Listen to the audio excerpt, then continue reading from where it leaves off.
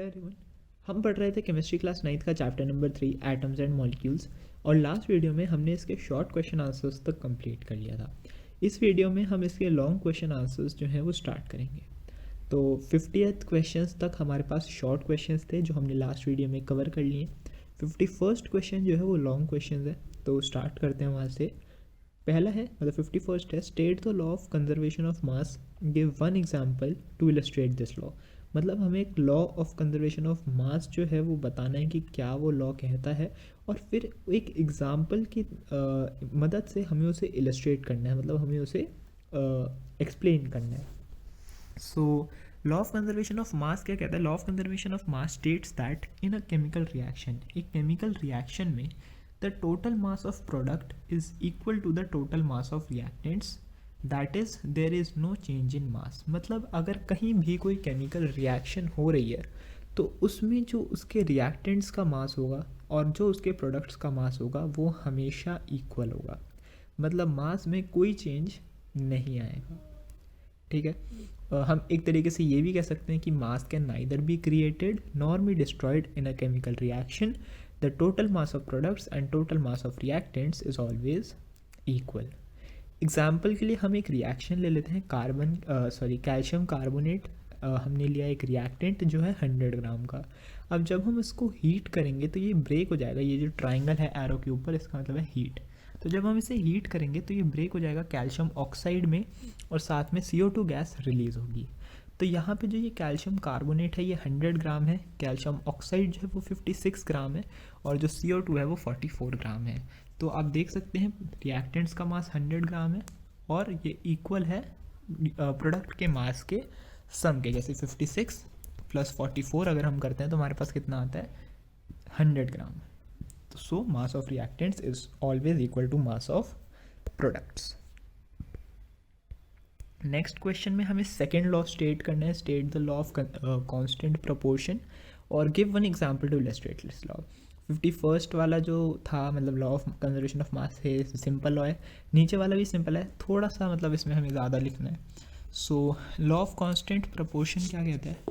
Law of constant proportion states that a chemical compound always consist of the same elements combined together in the same proportion by mass.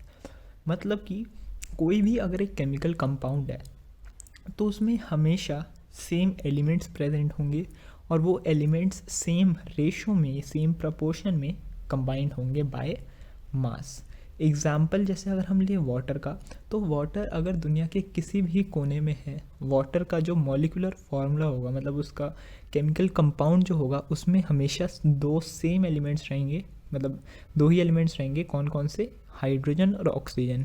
अगर इनके अलावा कोई और element उनकी जगह present है या इन दोनों की जगह पे कोई और प्रेजेंट है, जैसे मान लो हाइड्रोजन की जगह पे कार्बन है या हाइड्रोजन और ऑक्सीजन के साथ कार्बन भी है, तो वो कभी वाटर नहीं होगा, वो कोई और कंपाउंड होगा।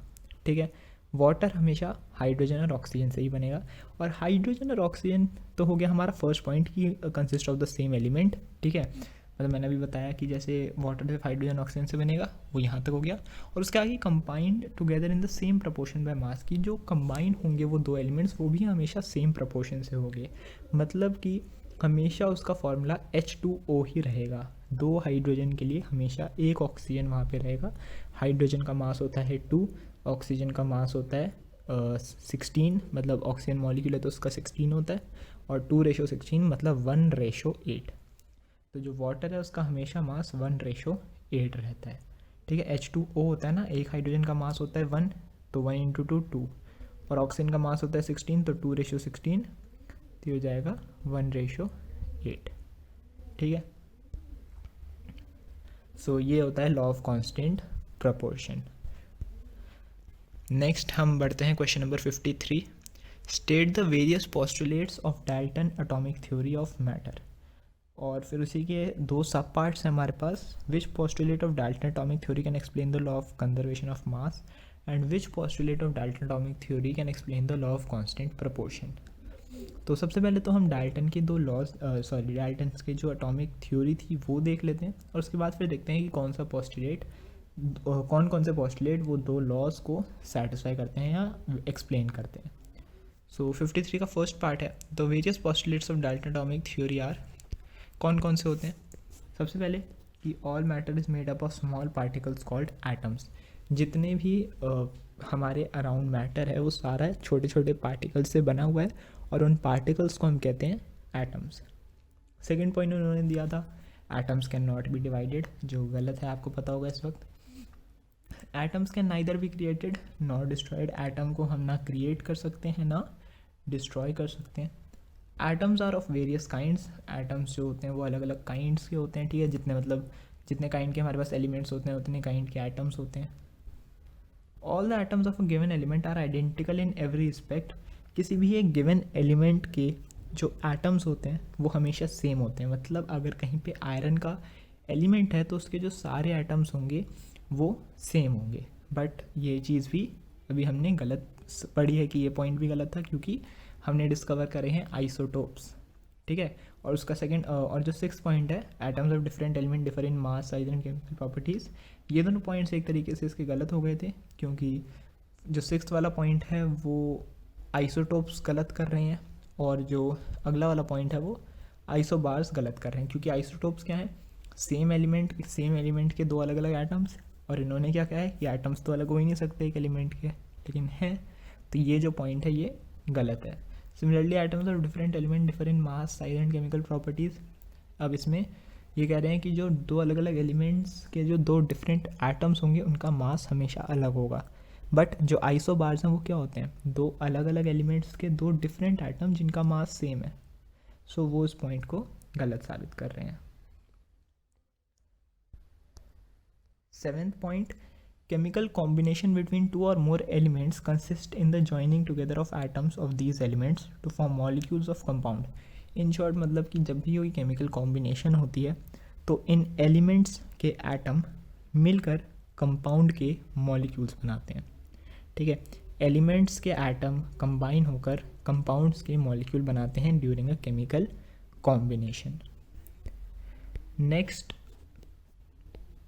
The number and kind of atoms in a given compound is fixed. एक कंपाउंड में नंबर ऑफ एटम्स और काइंड ऑफ एटम्स हमेशा फिक्स्ड रहते हैं। जैसे अगर हम एग्जांपल लें H2O का, तो अभी मैंने बताया था मास से अगर हम नंबर और काइंड से देखें तो भी सेम रहते हैं। जैसे हमेशा वहाँ पे H2O होगा ना, तो नंबर ऑफ एलिमेंट्स भी सेम है, हाइड्रोजन और ऑक्सीजन, और जो काइंड है उनका वो भी सेम रहेगा। मतलब हाइड्रोजन और ऑक्सीजन ही रहेंगे हमेशा वाटर में, और नंबर हमेशा उनका 2 और 1 रहेगा, 2 हाइड्रोजन के लिए 1 oxygen. Next, during chemical combination atoms of different elements combine in small whole numbers to form compounds. मतलब एक केमिकल कॉम्बिनेशन के वक्त जो डिफरेंट एलिमेंट्स के एटम्स होते हैं वो होल नंबर्स में कंबाइन होते हैं कंपाउंड्स फॉर्म करने के लिए। होल नंबर्स का क्या मतलब होता है?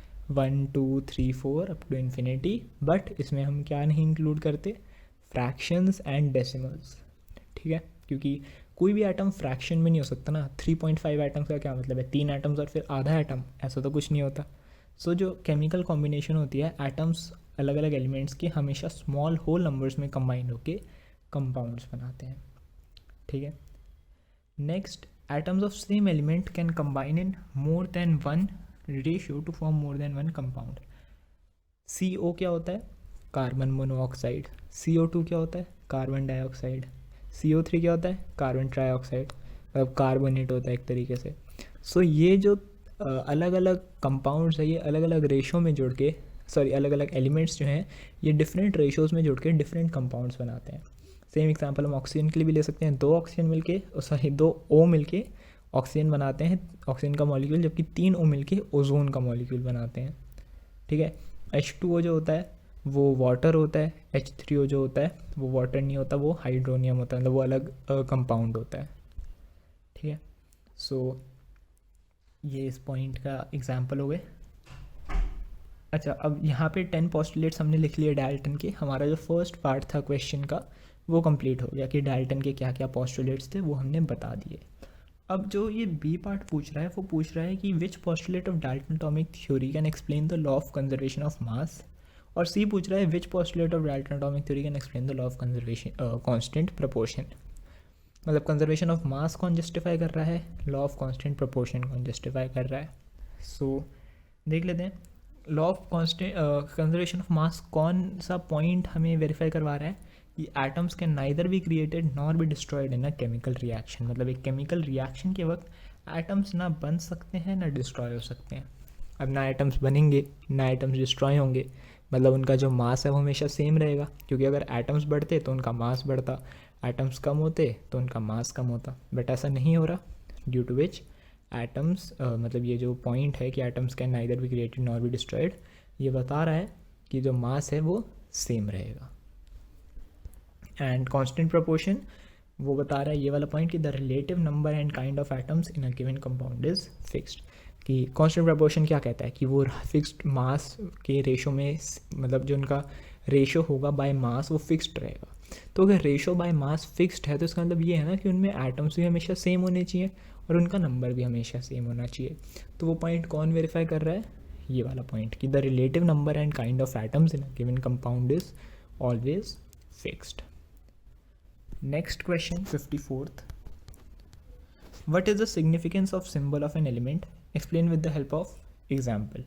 कि एक सिंबल जो होता है एलिमेंट का उसका क्या सिग्निफिकेंस होता है, एग्जाम्पल से हमें बताना है। और बी पार्ट में explain the significance of symbol H पूछा है। तो जो 54th का ए पार्ट का जो सेकेंड पार्ट है ना, explain with the help of an example, ये और ये सेम चीज़ है, तो हम इनको एक ही में देख लेते हैं। Significance of the symbol of an element क्या है, symbol represents the name of an element. जो सिंबल होता है वो किसी भी एलिमेंट का नाम हमें बताता है। जैसे मान लो मैंने ओ लिख दिया सिर्फ, चलो एग्जाम्पल के साथ करते हैं इसे, दोनों पार्ट्स अगर एक साथ करेंगे तो ज़्यादा ईजिली हो जाएगा। ठीक है, symbol represents the name of an element, मतलब जैसे एच है अगर, तो H represents the name of element hydrogen. फिर सिंबल रिप्रेजेंट्स 1 मोल, मतलब 6.022 into 10⁻23 atoms of the element. मतलब अगर मैं यहाँ पे लिखता हूँ H represents 1 mole of 6.022 into 10⁻23 atoms of hydrogen. ठीक है, चाहे मैं 1 मोल एटम्स लिखूँ या 6.022 इंटू 10⁻23 एटम्स लिखूँ, वो एक ही बात है ना हाइड्रोजन के। सो जो H है वो हमें ये चीज़ बता रहा है कि अगर कहीं पे H लिखा है तो उसका मतलब ये भी हो सकता है कि वहाँ पे 1 मोल हाइड्रोजन एटम्स प्रेजेंट है। फिर symbol represents 1 atom of an element, अगर कहीं पे H लिखा है तो उसका मतलब ये भी हो सकता है कि H represents only 1 atom of hydrogen. मतलब या तो वो सिर्फ एक एटम को रिप्रेजेंट कर रहा है, ठीक है, उस वक्त उसका मास 1 U होगा। अगर वो 1 मोल एटम्स को रिप्रेजेंट कर रहा है उस वक्त उसका मास 1 ग्राम होगा, मतलब वही 6.022 into 10⁻23 atoms of hydrogen. And symbol represents the definite mass of the element, symbol जो होता है वो एक डेफिनेट मास बताता है किसी भी एलिमेंट का। जैसे H है, सो H represents definite mass of hydrogen that is 1। तो यही ए और बी पार्ट है। ठीक है, आपको अलग से दो एग्जाम्पल्स लिखने की ज़रूरत नहीं है। फर्स्ट वाले में हमने जनरल पॉइंट्स लिख दिए, सिंबल क्या इंपॉर्टेंस है उसकी, और नीचे उसका एग्जाम्पल जस्टिफाई कर दिया। नेक्स्ट क्वेश्चंस देखते हैं। 55th है, what is an atom, how do atoms usually exist. फिर what is a molecule, explain with in example. And C part है, what is the difference between the molecule of an element and molecule of a compound, give one example of each. बहुत सारी चीज़ें पूछ रहे हैं but सारी छोटी छोटी हैं। तो सबसे पहले देखते हैं what is an atom. So atom क्या है, atom is the smallest particle of an element that can take part in a chemical reaction. मतलब एटम वो सबसे छोटा पार्टिकल है एक एलिमेंट का, और उसके आगे वाली लाइन लिखनी बहुत इंपॉर्टेंट है, that can take part in a chemical reaction. क्योंकि हमें पता है एटम से भी छोटे हैं इलेक्ट्रॉन्स, प्रोटॉन्स, न्यूट्रॉन्स, बट वो एक केमिकल रिएक्शन में पार्ट नहीं लेते, है ना, वो तो एक एटम के अंदर होते हैं। केमिकल रिएक्शन में पार्ट कौन लेता है, एटम लेता है। So atom is the smallest particle of an element that can take part in a chemical reaction. Atoms exist in the form of molecules and ions. Atoms किस फॉर्म में exist करते हैं, एटम्स एग्जिस्ट करते हैं दो फॉर्म्स में, molecules में जो न्यूट्रल होते हैं और आयंस में जिसको हम चार्ज्ड एटम भी कहते हैं। B part, what is a molecule, explain with an example. So ये अब एक मॉलिक्यूल क्या होता है, molecule is the smallest particle of a substance which has the properties of that substance and can exist in free state. मतलब atom के लिए हमने देखा था एटम सबसे छोटा पार्टिकल होता है किसी भी एक सब्सटेंस का जो केमिकल रिएक्शन, मतलब किसी भी एक एलिमेंट का जो केमिकल रिएक्शन से पार्टिसिपेट करता है। बट मॉलिक्यूल वो सबसे छोटा पार्टिकल होता है किसी सब्सटेंस का जो फ्रीली एग्जिस्ट कर सकता है, जो उस एलिमेंट की प्रॉपर्टीज़ शो करता है और फ्रीली एग्जिस्ट करता है। मतलब अगर मैं आपके सामने लाके आयरन रख दूँ तो वो जो आयरन में चाहे आपके सामने कितना भी छोटा रख दूँ, जो सबसे छोटा फॉर्म भी होगा ना जो मैं आपके सामने ला के रख सकता हूँ, वो मॉलिक्यूल होगा, एटम नहीं। ठीक है, क्योंकि एटम जो होते हैं वो फ्रीली एग्जिस्ट नहीं कर सकते। एटम्स हमेशा रिएक्शन करके मॉलिक्यूल की फॉर्म में एग्जिस्ट करते हैं। So a molecule is the smallest particle of a substance which has the properties of that substance, जो उस सब्सटेंस की प्रॉपर्टीज शो करता है और फ्री स्टेट में एग्जिस्ट कर सकता है, उसको हम मॉलिक्यूल कहते हैं। जैसे H2O is a molecule of water which shows its properties and is capable of independent existence. मतलब अगर कहीं पे भी वाटर पड़ा है तो वहाँ पे H2O के अलग अलग क्या होंगे, मतलब वहाँ पे H2O के बहुत सारे मॉलिक्यूल्स प्रेजेंट हैं, वो बहुत सारे मॉलिक्यूल्स इकट्ठे प्रेजेंट है, तो वहाँ पे पानी है और उसकी प्रॉपर्टीज़ हमें दिख रही हैं, फील हो रही हैं। So that is a molecule, smallest particle of substance which has the properties of that substance and can exist in free state. C part देखते हैं, what is difference between molecule of an element and molecule of a compound, क्या difference होता है, एक example देना है दोनों का। So the molecule of an element contain 2 और more similar atoms chemically combined together. एक मॉलिक्यूल क्या है, मॉलिक्यूल ऑफ एन एलिमेंट, मतलब मॉलिक्यूल ऑफ एक एलिमेंट क्या है, कंटेन्स 2 और मोर सिमिलर एटम्स। सिमिलर पे हम ध्यान देंगे, यहाँ पे जो वर्ड है similar atoms chemically combined together, जो केमिकली कंबाइंड है एक साथ। एग्जाम्पल सिंपल मॉलिक्यूल्स के हैं H2O2 एंड Cl2 एट्सेट्रा, जो सिंगल एलिमेंट से मिलकर बने हैं। जबकि दूसरी तरफ मॉलिक्यूल ऑफ कंपाउंड क्या होता है, मॉलिक्यूल ऑफ कंपाउंड कंटेन्स 2 और more different types of atoms chemically combined together. Molecule of compound होता है जिसमें 2 या उससे ज़्यादा अलग अलग एटम्स मिल के एक मॉलिक्यूल बनाते हैं। ठीक है, मतलब जब मॉलिक्यूल्स ऑफ कंपाउंड मिलते हैं तो एक पूरा कंपाउंड बनता है, जब मॉलिक्यूल्स ऑफ एलिमेंट मिलते हैं तो एक पूरा एलिमेंट बनता है। जैसे इसमें हम एग्जांपल लिख सकते हैं HCl का, H2O का, CO2 का। इसमें क्या है, हर किसी में दो एलिमेंट्स प्रेजेंट हैं, 2 से ज़्यादा भी हो सकते हैं। ठीक है, HCO3 होता है, अलग अलग होते हैं, वो सब हो सकते हैं।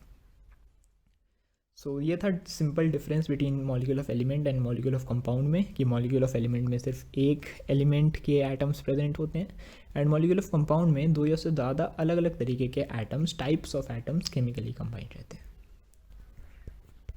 लास्ट क्वेश्चन हमारे पास 56th, define atomic mass unit, what is it's symbol. हमें एटॉमिक मास यूनिट को डिफाइन करना है, उसके सिंबल बताना है, फिर हमें एक एलिमेंट का एटॉमिक मास डिफाइन करना है, और फिर हमें एक स्टेटमेंट का मतलब बताना है कि the atomic mass of oxygen is 16, इसका क्या मतलब है। सो ए पार्ट देखते हैं। वन एटॉमिक मास यूनिट क्या डिफाइन करता है, one atomic mass unit is defined as exactly 1/12 the mass of an atom of carbon 12, its symbol is U।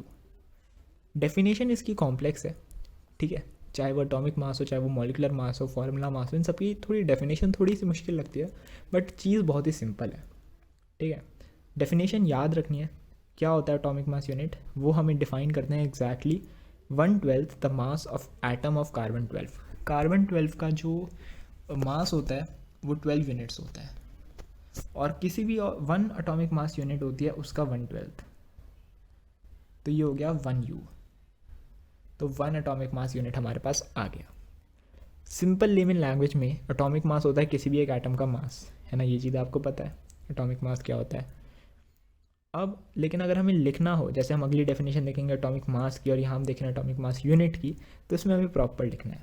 तो ये आपको याद रखना है वर्ड टू वर्ड क्या बोला है मैंने, कि जो एटॉमिक मास यूनिट होती है, it is defined as exactly 1/12 the mass of an atom of carbon 12, its symbol is U। And next, the atomic mass of an element is the relative mass of its atom as compared with the mass of carbon 12 atom taken as 12 units। मतलब atomic mass क्या है किसी भी element का, it is the relative mass of its atom, उसके atom का relative mass. किससे relate कर रहे हैं, मतलब किससे कंपेयर कर रहे हैं, compared with the mass of carbon 12 atom taken as 12 units. Carbon 12 atom से जिसका मास है हमने लिया है, मतलब 12 यूनिट्स। सो मतलब इसका यही है, किसी भी एक एटम का मास हम एटॉमिक मास कहते हैं, बट वो मास हम कैसे ले रहे हैं, हम उसे रिलेटिव मास कह रहे हैं, और किससे कंपेयर करके ले रहे हैं, 1/12 the mass of carbon 12 atom taken as 12 units. ठीक है, एंड सी पार्ट था इसका, what is meant by saying that oxygen का जो मास है वो 16 है। So the atomic mass of oxygen 16U means that 1 atom of oxygen 16 times heavier than 1/12 a carbon 12 atom. 1/12 carbon 12 atom क्या हो गया, अभी मैंने ऊपर बताया ना, 1/12 कार्बन 12 एटम इज़ 1U, और इसका 16 टाइम्स करेंगे तो 16U, जो ऑक्सीजन का मास होता है। सो चीज़ वही है, बट हमें पूरा स्टेटमेंट में लिखना है उसे, तो हमें एज इट इज़ लिखना पड़ेगा। ठीक है, सो इसी के साथ हमने इसके लॉन्ग क्वेश्चन आंसर्स भी कंप्लीट कर लिए हैं। अब हम जो चैप्टर 4 अपना कर रहे थे वो भी कंटिन्यू करेंगे, और इसके आगे के जो पार्ट्स के क्वेश्चन बच रहे हैं वो भी करेंगे।